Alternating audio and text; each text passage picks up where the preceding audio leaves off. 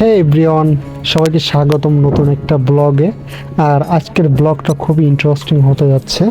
Interesting না, তবে আজকে আমি ঘেরের দিকে যাচ্ছি। দেখতে পাচ্ছেন মাথায় গাবলা, হাতে ব্যাগ, এবং আজকে একটু বৃষ্টি হয়েছে সকালে, তবে আজকে আকাশটা অনেক সুন্দর এবং আমি যাচ্ছি কাদা ভেঙে।